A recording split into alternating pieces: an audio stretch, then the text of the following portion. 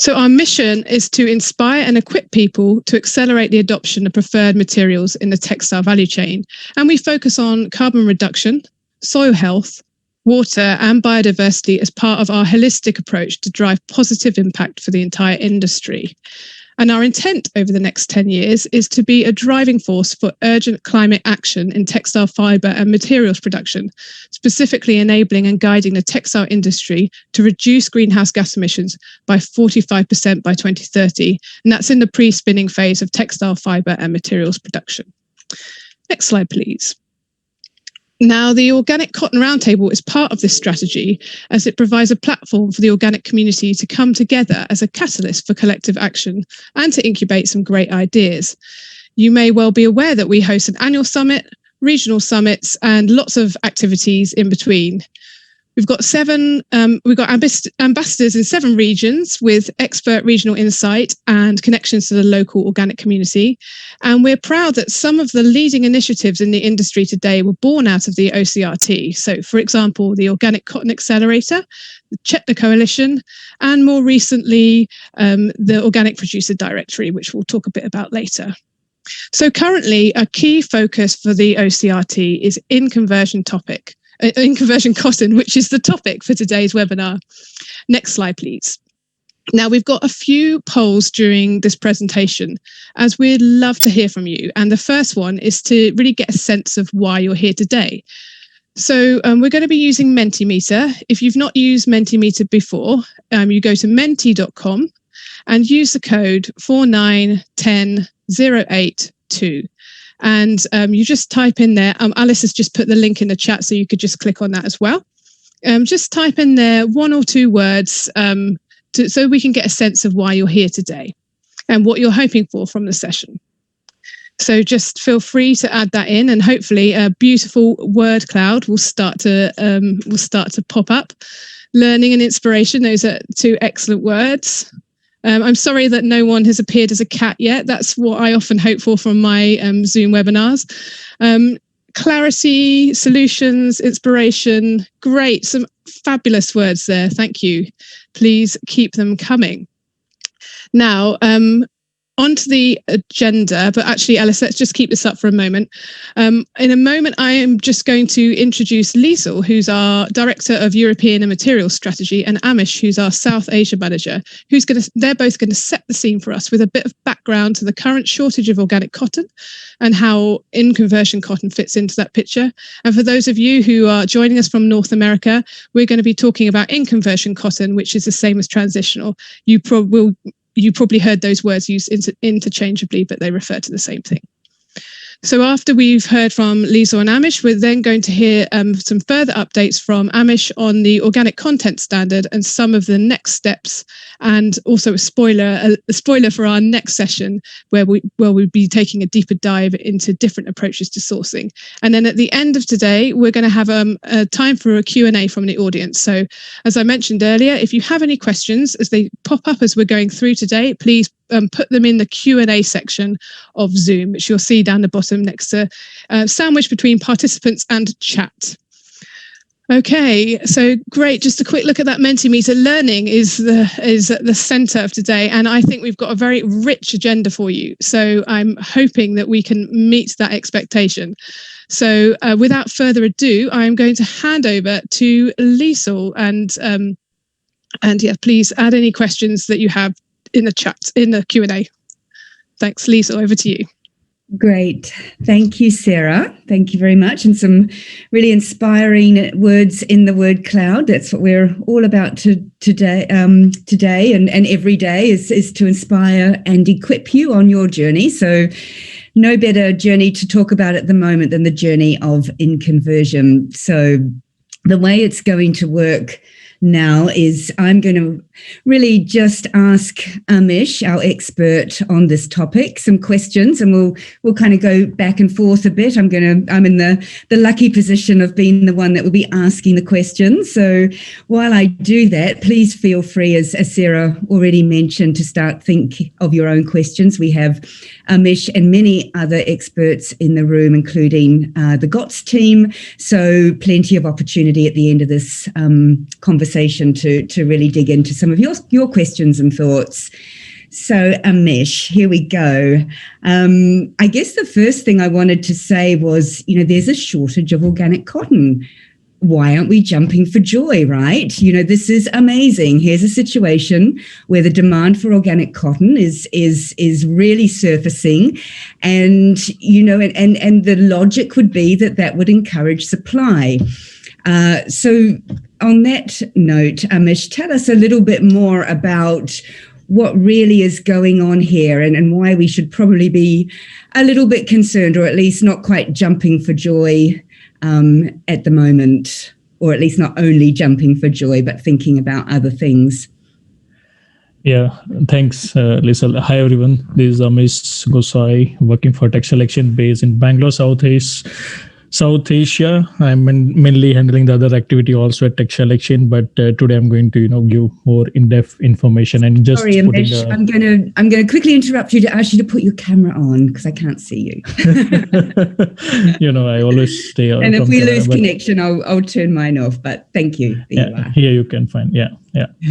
So, going back to, the question that you have asked, I totally agree. We cannot directly jump on a joy because there is a process. Today, take example, what we are doing today, we are in this position because we have invested some time, in the back, which has resulted a good positive impact. So to understand what is going on in the market, we need to understand the full picture. If you take only one step and see why there is a price increase, why there is a shortage of supply, why there is a high demand, it is not going to give you clear picture. So let me just give you, all the 4 key points, which is actual real impact on the current situation. So let's can go to next one. I do have animation for all of you.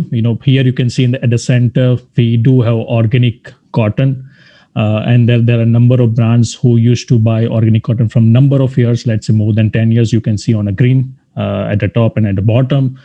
They're buying cotton regularly. But over a period of time, there are certain brands, they just started their journey that's represented in, let's say, in orange. They started buying in the last year, this year, and so on. So they used to buy the cotton in a regular interval. But what we have seen, especially in 2020, there are new brand came in a picture, especially what you can see in a gray box, in a gray color, brown color. They are very new brands. So they just started asking their suppliers to get certified, and they started inquiring about organic cotton in the market. And moreover, what we have seen, there are 2 or 3 big retailers. They never source organic. They never source any other prefer cotton or even prefer fiber and material till the last year, but they just recently joined on a pool to source more sustainable cotton, or let's say sustainable fiber in the industry. So here you can see the supply was almost similar from the number of years, but the demand, the buyer has increased.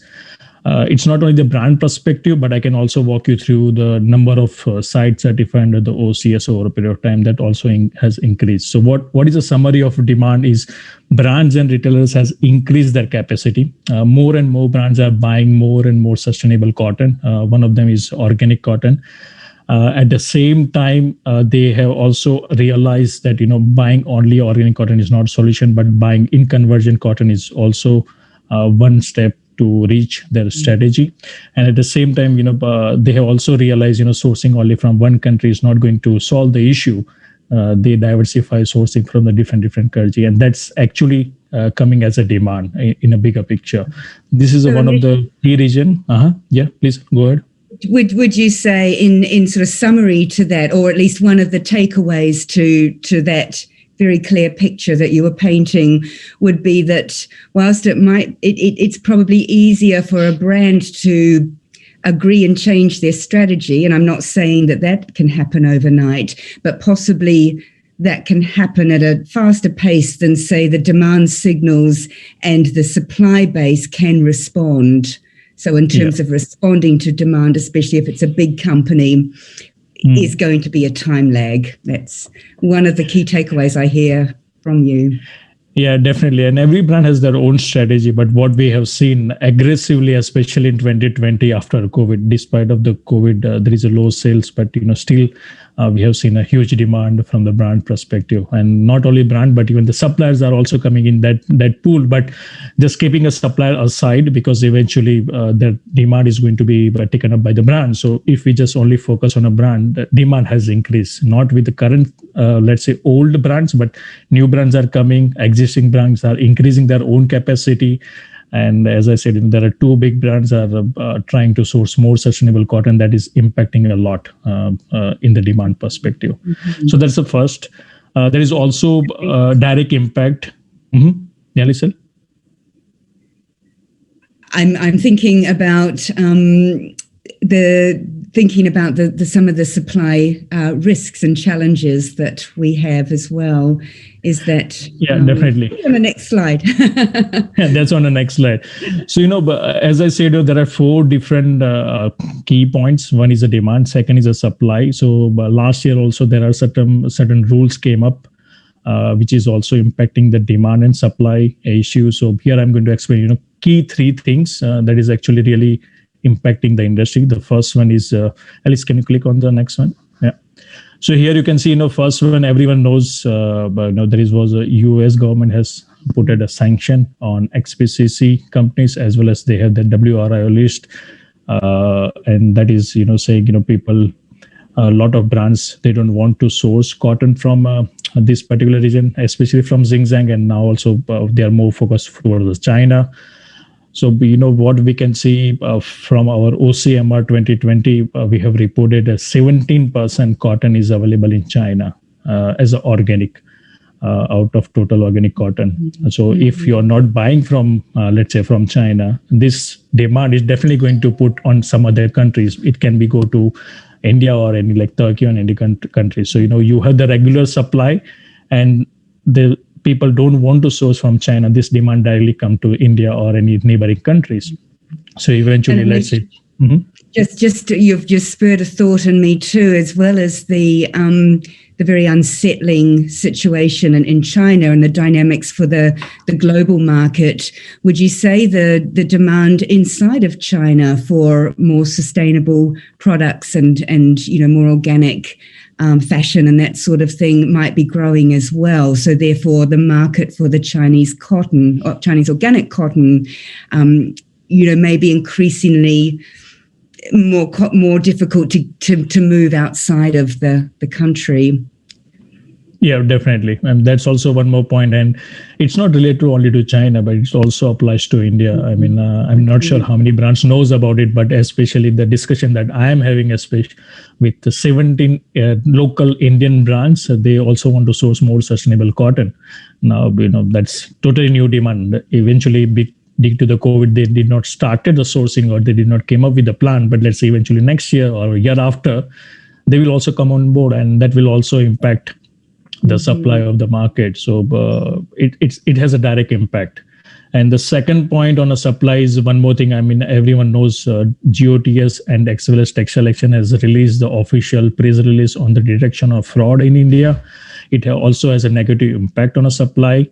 And that will also give more clarity why there is a shortage of the supply. The shortage of supply is not due to the removal of the fraud detection, but eventually, people or let's say supplier will take advantage of the situation, because they think, people are not buying from China. There was a fraud detection.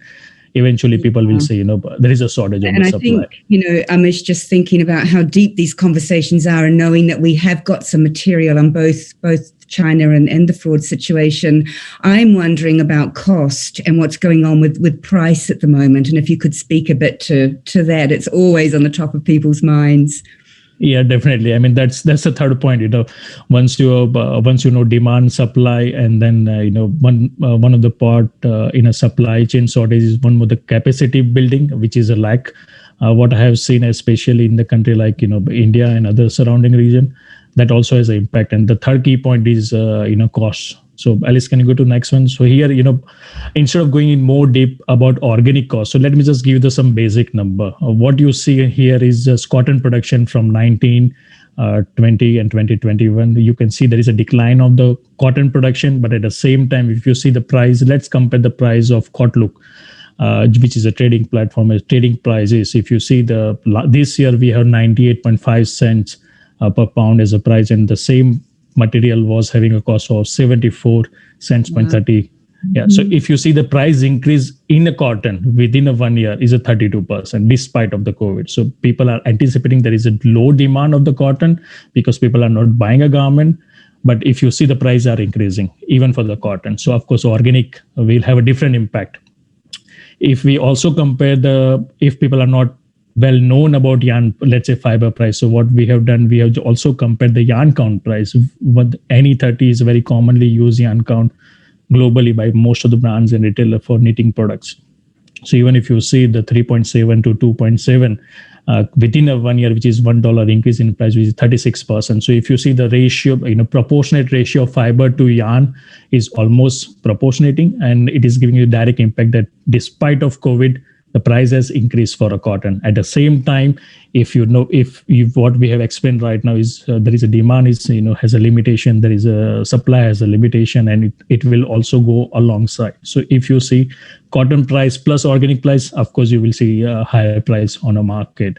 And the next table, what you can see is about OCS certified side, organic content standard. Within a 1 year, what you can see, we have seen 55% increase. So it's not only the brands are saying they are buying more material, but suppliers are also getting certified a lot. So within 1 year, if we see 55% increase in a site, 32 to 36% the cotton fiber price increase, it has a direct impact on organic price as well because of demand and supply. So all these parameters are linked to each other. And there is one more, Lisa, it's not only the price. Price also has one more key factor, which is how you source your product. So that is on the next slide. Alice, can you go to the next one? So what we have seen, especially on a cotton segment, or let's say, there are only two countries, China and India, are producing almost 40 to 45% of global cotton. And if we talk about organic cotton, India produces 52% and China produces 17%. And, US government came up with some norms, and the way brands are sourcing, what we have seen, everyone favorite area is only India. They only look for organic cotton in India. They don't touch other country like US, Latin America, other continent, Africa, Central Asian countries. And if your focus area is only India, of course, the price will increase because everyone is only looking India. The people are not sourcing from a different region. So your sourcing strategy also makes a wide impact. How you source, what is the price? Would you say, given a lot of these dynamics, and obviously some of them are kind of conventional, if you like, supply, demand, and those responses that will flex and flux a bit, but in some ways we're in a potentially in a perfect storm if we want to look at this, I guess, optimistically and kind of ambitiously to what we can do as an industry. There's more of a reflection, and I think many on this call will have noticed from what you're reading and what you're seeing from your customer analytics is the demand is growing for more sustainable products, materials, fashion, you name it. The market is turning. We're reflecting on that. I think that's kind of as a given, as is climate change and some of the risks in terms of supply and availability and securing that supply. So Amish, would you say it's a perfect time to start to think about how to diversify and how to expand into that pre-certification stage and start building supply security and scaling the availability of organic? Yeah, I mean, this is right. Of course, I mean, it has a number of answers, and if I divide into different sections, then, every section has their own meaning. So, sourcing strategy, that's where I always start, what you want to source that defines the price, that defines availability, that also defines the next future steps, and that also directly impacts on the today's topics. Why in conversion is also impact. And here what you can see, the risk, why these risks are too important, because if whenever you see demand, not only on this commodity, but any commodity, higher the demand and low, so if you have less supply, that means it will have a huge risk. Shortage of supply, it will increase the cost of the product, not only at the farmer gate, but it also in a supply chain, also for the consumer. And one of the key things that I have seen, everyone is worried about fraud, and main part, especially for certified material, if you don't use full chain of custody, then the probability of fraud is always higher. And that is the key point. I mean, it's not because of standard. Yeah, I mean, on that note, I know you're going to take a deep dive into that. So let's maybe, I think there's just one more question I wanted to ask you about, which was really, I think, on the next slide to start introducing in conversion. If there's I'll talk a little bit to Carlotta's drawing, and then I'll hand it back to you. I think it's the next slide. Thanks. For those that haven't seen this, it's obviously a very simplistic version of this this direction of travel that many of you will hear from Textile Exchange a lot. And I think, we're in this incredible place in time of what I would almost, ambitiously call, this common ground. We're looking at lots of what we might have originally called organic practices. So whether that's, things like rotation and intercropping, biomass strips or agroforestry, looking at mulches, looking at rotation, winter crops, low till, all these more sustainable solutions are really infiltrating into conventional for many, many reasons that we could spend an hour on. But of course, we want to start tipping that if you like, pre-organic, more sustainable solutions into something that starts to funnel into our organic cotton availability, where we can build up that kind of community of practice that will be feeding organic cotton into all your supply chains, or at least all the brands on this call. So if you haven't seen this beautiful version by Carlotta, who does a lot of our visual recordings, it's obviously in the deck for you. And I think, Amish, on the next slide, if you could, just give us a kind of a more structured look at that journey. Yeah, definitely. Thanks. In 30 seconds or less. Of course. I mean, you already created a ground for me. So, what you have seen, you have farming practices, and over a period of time, people have moved from, let's say, organic practice to the chemical practices. But let's take an example, as a farmer, if I'm a farmer and if I want to convert myself into the organic, first I will start practicing any of the organic farming standard. Based on the country. Let's say if I'm India, then I must need to follow NPOP certification. Along with that, if my final end is in US, then USDA. So from the very first day, as a farmer, I need to start using USDA, European Union, or let's say Indian or Chinese standard. And on year 1, year 2, year 3, it's a part of the organic certification. But for these first 3 years are called in conversion time to the organic, which is not additional certification, but it is still a part of organic certification. And once the land is free from pesticide, synthetic fertilizers, from GMO, then my land will certified as organic. So let's take an example of the upcoming season. So for India, if I'm farmer, if I decided I want to go for organic certification on the June, I will going to plant June 2021. 2022 is second year conversion. 2023 is the third year conversion. And the fourth year, December, January 2024, 2025, I'm going to deliver a product as an organic. Right. So here you can see, is a first stepping stone. If you don't follow this process, you cannot convert your land into organic. So it is not additional certification. It is part of organic certification. Part of that. Yeah. And would you say brands and anybody interested in organic really needs to start thinking about that scaling and expansion model and looking back to year 1 and below?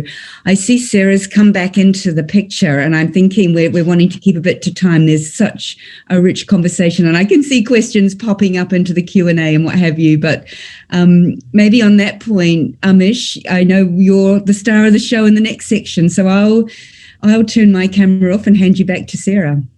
Thank you very much, Liesel, and thanks both for that great conversation. And yeah, as you said, Liesel, it's a very rich discussion, and there's so many different angles and elements to explore. So thank you for giving us that some initial thought starters there and some of the detail.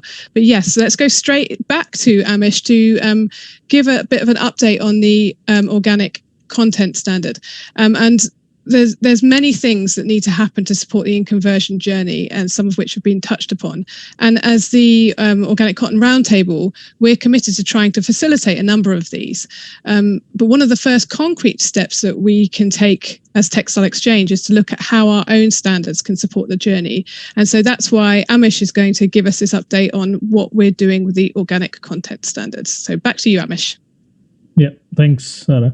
So can you go to next one? So before, I give an update about organic content standard in detail, first of all, we need to understand the certification procedure, because that's where people always get confused. So what we have done right now here on your screen, you can see on left-hand side, there is a farm. Farm must need to be certified under any of IFOAM family of the standard.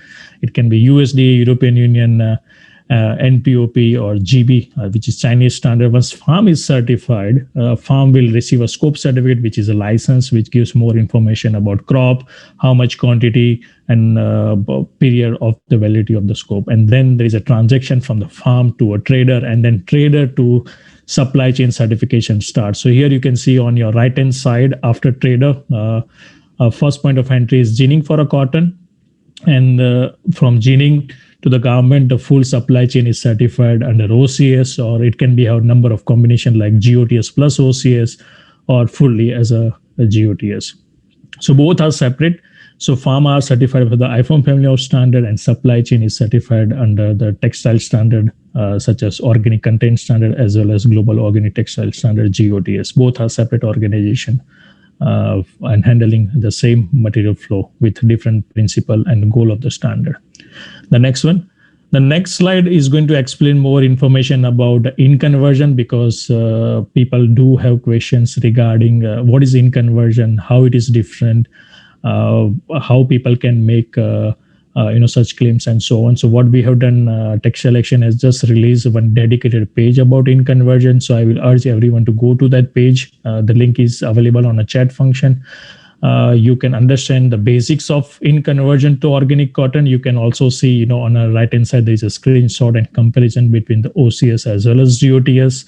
Like, what is the chain of custody, what is the input, what kind of claims are allowed, what kind of blend and mixing is possible, and what kind of verification is possible, as well as what are the resources available for each standard. So this is available on Textile Action website. Next one. Going back to the standard was allowing in conversion as an input, but we have recently come up with exemption to the OCS content standard, means organic content standard, OCS. The key changes are OCS, gene has to be certified into OCS, and gene will accept any of the IFOAM family of the standard. It can be year 1, year 2, year 3 as an input. We do have dedicated templates so the industry can identify organic transaction certificate and in conversion transaction certificate. What we are also collecting and having a full traceability about farm. So farm or group of farm or any ICS holder need to submit the audit report for a first year and a scope certificate of the farm, because for a first year there won't be a transaction certificate. So these two information, audit report and a scope certificate, is sufficient for a year 1, and year 2, year 3, we are going to ask scope certificate as well as a transaction certificate. What we have changed, one more thing, is about the claim. So I'm going to walk you through the more information about claim, but the product claim is not allowed but however, general marketing claims are allowed. Alice, can you go to one slide back? Yeah, here. So here you can see, if we only talk about certification, there is one more question that we have received a lot from the industries. Is there additional certificate for a supply chain? And the answer is no. Existing OCS certified sites can accept the in conversion cotton and can deliver output as an in conversion product. So input is organic, then output is organic. If input is in conversion, then output is also in conversion cotton. and there is no additional certification cost at all for a supply chain. Existing OCS sites can be used for in-conversion chain of custody. Next one. The next information is more about the claim. So here you can see, we are not allowing on-product claim at the moment. We are not also allowing a general marketing claim with a combination such as OCS logo and say the OCS in conversion, organic transition, organic in transition. However, we do allow general marketing claims with the suggested languages. At the moment, these are still suggested, but you can have similar language on your web page or on a general marketing or in a store, and you can say this product is made out of in conversion cotton. So what you can see on the right hand side, there are certain suggested claims like contains in conversion or transitional cotton. We are committed to source 100% of our cotton from in conversion source by 2025. XYZ can be such claims can be allowed with this chain of custody. The next one. The next is more about, let me just give you some example how the brands are already started using it, or they already use in conversion in their communication strategy. Also as a chain of custody, they are not doing on product claim, but they already started. So you can see the one example from Allen Fisher, they do call transition to organic. One example from Patagonia, cotton in conversion. And at the bottom, you can see the example from Arm Angels. They are also saying, convert to the organic cotton. So they start buying this product. They put it in a supply chain with the chain of custody and use it in a supply chain. So these are the few examples. Any brand can come up with a similar example with a chain of custody, which will help you to adopt in conversion uptake within a current year. The next one. There is always one more exact dates are given on the current assumptions because we want to come up with a foolproof. And let's say when I say foolproof means inbuilt solution in a standard. And what we are trying to do is we have given a one cutoff date. The cutoff date is more important for the first point of entry, which is ginning. Alice, can you go to the next one? And here you can see, your first point of entry once farm is certified to in conversion or organic, it's a ginning. So this cutoff date, July 31st, is for a ginning. So ginning must need to accept the material from the farm on or before July 31st. After that, we are not going to accept any in conversion material for this harvest. When the harvest is done, what we are trying to do is we are going to collect the feedback and put it back into organic content standard as a full system. And once it is available, then in the next harvest, which starts in the October 2021, it will be always inbuilt. So first point of entry has a limitation at the moment, but going forward, the limitation will be removed once it is a part of the standard. The next one. Here you can see, there are some questions asked by the brand. We have just put it here so that you guys also can understand. So there are a number of questions asked. Can I sell a product in North America under OCS? And answer is yes. With the current exemptions, it is possible. Can I label a product as a OCS in conversion? As I said, in the product claim, we don't allow, as well as OCS plus in conversion wording is also not allowed. What about transaction certificate? As I said, we do have a dedicated transaction certificate template, which will identify in conversion organic products separately. So for brands and supplier, it's easy for understanding. Validity, as I said, the first point of entry is July 31st, because after that, the ginning won't operate. But once the material is already certified to OCS as a fiber, yarn, fabric, or garment, that product remains valid for a lifetime. And what is the next step? As I said, what we are trying to do till the July 31st to capture the more information, understand, analyze, and make a report. And we are planning to we are going to present the same report to Organic Content Standard International Working Group, so that we can incorporate the finding as a part of the standard, as a permanent solution in a standard. The next one. I think that's end of the OCS update, and we have next session on this one. Sarah, back to you. Thank you, Amish, and an extra gold star for you for catching up with some time. So thank you for that. Thank you very much for that whistle-stop run through of what's happening with OCS and you will have hopefully seen, everyone who's listening in the chat, there's various links that have been posted to further information, and you can always get in touch with us if you have any questions as well. So now on then to recommendations on how to secure a reliable supply of organic and in-conversion cotton. Next slide, please, Alice. And I am actually going to hand back to Amish to just talk a little bit through some of the production and projection data that we've got. Yeah, definitely.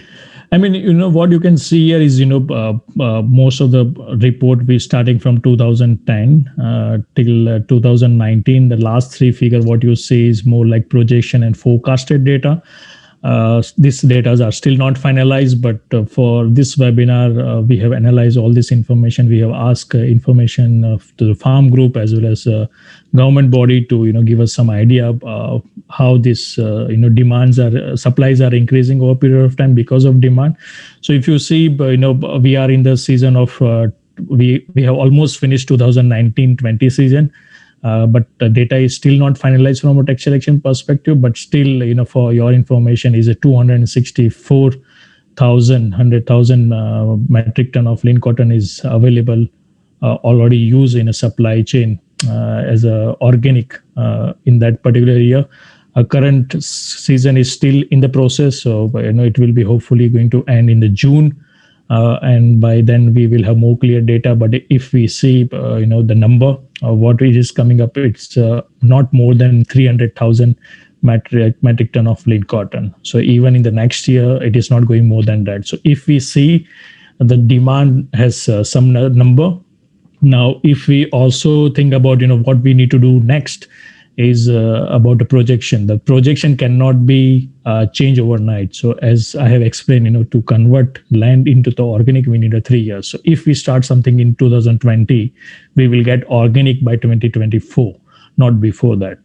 So I strongly urge to build the demand. We have built the demand, but we have not built the capacity. So to build the capacity, we need to work on the actual forecasting. We need to work on what is my strategy, how much cotton I want to source as organic. If your focus is only organic, it's not a sustainable solution. You need to also source in conversion because you need to support first 3 years. Because if you don't, there are chances people will start cultivating in conversion cotton, but they won't turn themselves into organic because there is no demand.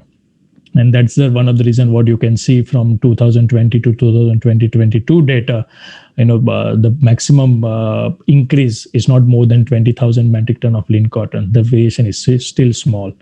So it also has a direct impact on your sourcing practice. Whether you want to source only organic, there is the least chance that we will build a capacity over a period of time. But if we start sourcing in conversion, give the clear signal, we will buy in conversion, we will buy organic, grow more, that will give a clear signal to the farm groups to build their capacity. And what you can see on your right hand side at the top corner, these are still estimated data, but what we have seen after having discussion with a lot of farm group, at the moment globally in 2021, we have seen minimum 26,000 metric ton of lean cotton available as an in conversion. Maximum is 45. Why there is a range? Because still the data are not verified. This is a self-reported data that we have received. And if we talk about 2021 and 2022, people are not planning more in conversion if there won't be a demand. So, it starts with 2,500 and goes maximum 65,000 metric ton of lean cotton. So here you can see, we need to work on a demand. And back to you, or Sarah, on that demand. Well, I was just going to say that, that point about needing to be clear about what the demand is segues very well into the next slide. So, Alice, could you flick us on, please? And so we're going to be doing some demand forecasting surveying. So there'll be a link sent out in the chat, but we really want to do a stakeholder survey to better quantify what the demand is for organic cotton. And that's important because obviously for all the reasons that Amish just covered, and to really get a much better picture of what's actually happening and what we need to do in order to really drive that change. So yeah, the link's in the chat. We'd love it if all of you could respond to that. We'll gather the data and report it back in the next few months. I think early May is where we're aiming for. Next slide, please.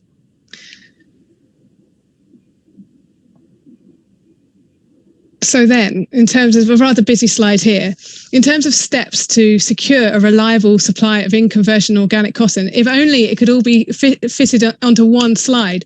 Now you'll see here we've got some top takeaways for you, but also to say that we won't, I'm just going to touch upon them now, but we are going to cover this in a future webinar series. So we'll take a much deeper dive into how you can really, the different models that you could look at for sourcing in conversion and organic cotton. So some things to think about: source directly and make a forward commitment. That's a really key thing to do.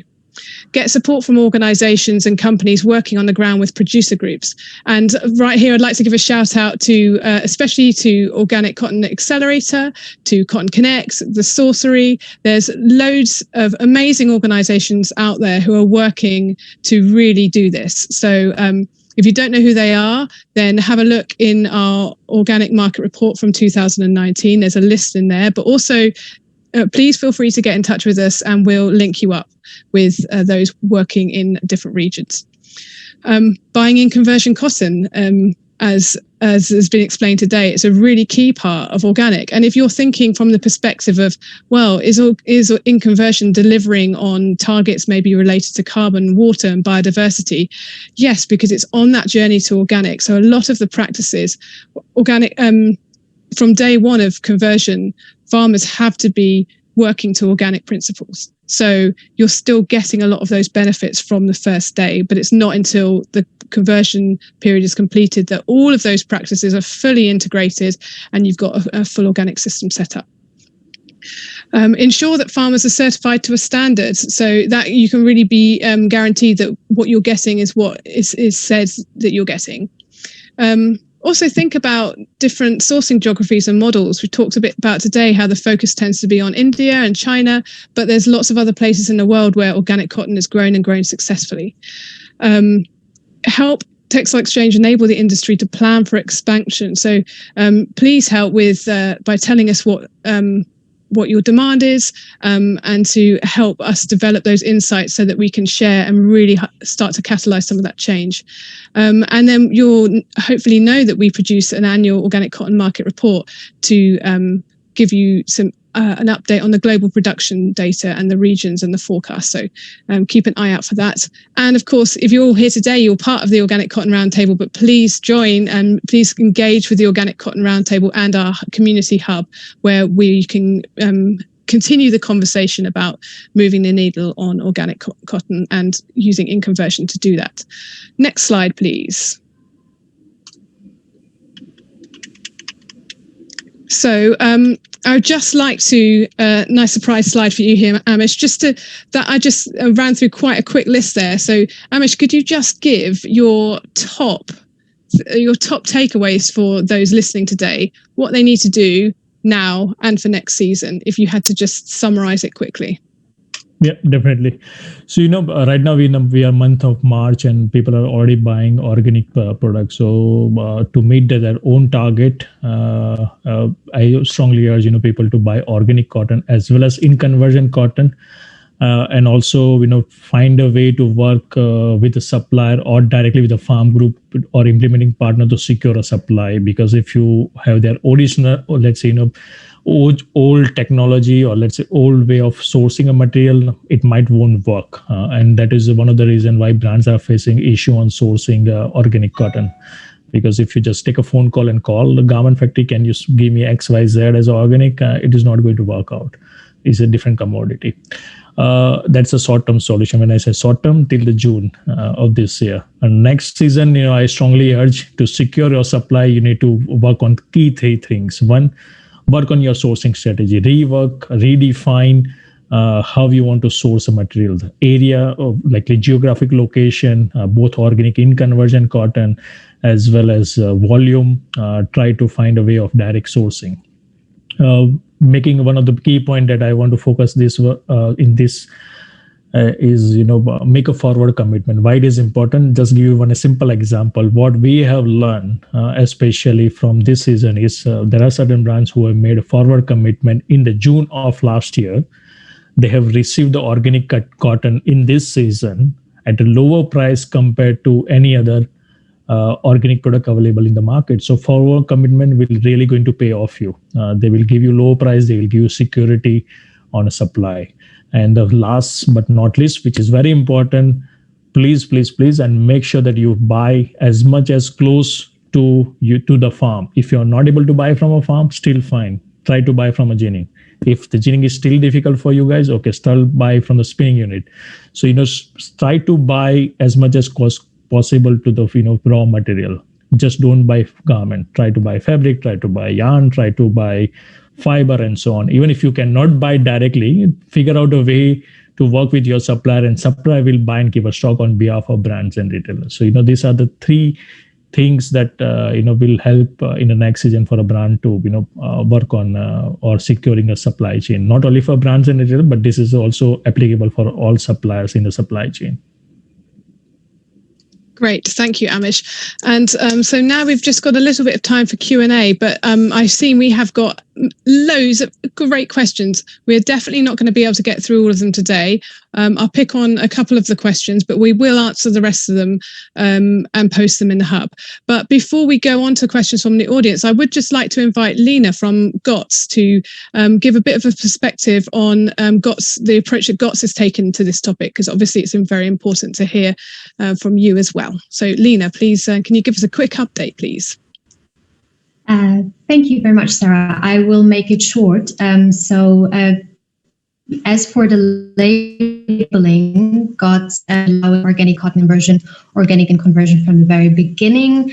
It's really the same procedure as Amish described. So GOTS is a processing standard requiring IFO family of standards, and those production standards that do allow for organic cotton in conversion are accepted within GOTS. I've already updated in the chat section a quick information on our servers, on our database, where you can find suppliers. Currently, there are roughly 16 GOTS certified suppliers that already are certified and do sell organic and conversion cotton. And now great news is that I've also found a brand that is already selling a finished product, certified GOTS and conversion. We put up more information on this on our website. And yeah, if you have more questions, I will leave it at that. Please let me know. That's great, Lena. And you may have done already. I'm sorry if I haven't seen it, but could you just leave a link in the chat so that people can navigate their way to the right section of the GOTS website? Thank you. Okay, so then the questions from the floor. Oh, so many excellent, juicy ones. Let's start with a question from Hannah Lavon. How hard is it to get cotton directly from the farmer to get all the information you need for sourcing checklists? Does it always have to be through the yarn producer? So Amish or Liesl, are you able to respond to that one, please? Yeah, I can give a quick input and Amish can follow up, because I think it's a really great question. And the short answer is there are a number of equally constructive ways to engage with growers, ranging from directly at the source, working with the cooperatives if they're smaller companies, through the, if you like, the key aggregator, so you get some of those efficiencies there, through to third party connectors, whether it's groups like Cotton Connect or OCRT or others, that traders that are working sensitively within those more farmer-friendly business models. So yeah, getting back to farm is definitely possible. Equally, working with your yarn supplier or your vertically integrated supplier, depending on how you're connecting to your supply chain, and making sure that everybody is aligned with your interests and needs and priorities to support farmers in their growth and in conversion. Amish, anything else to add? No, I think you have covered very well. And one more answer that I have for all the audience is, nothing is very hard. It's not because I never practice, because I have practiced such sourcing practices. You can source from the farm. Only thing, how you make connection. The simple answer is we do have organic cotton producer directory available on Text Selection website. So, there you can find the farmer contact information. So do use that resource. It's really helpful. And I will also thank here OCA, because that was jointly developed especially for India. Funding came from both organizations, and we have developed it for that exhibit. Next, about sourcing practices, I will say please do join us on the next webinar that we will have, e-learning series 2, which is more on the sourcing practices and different solutions. That's where you will get most of your answer. Absolutely. And I've been typing away manically trying to answer some questions, Sarah, but I've worked down the list, and I'm sure there's lots of great ones further down as well. Yeah. So actually, we've only really got time for one more, and this is an interesting one. So it's from Mona. Is it realistic to provide enough organic cotton within the next many years? So that, in a way, is about a vision. What's both of your vision? Can we do it?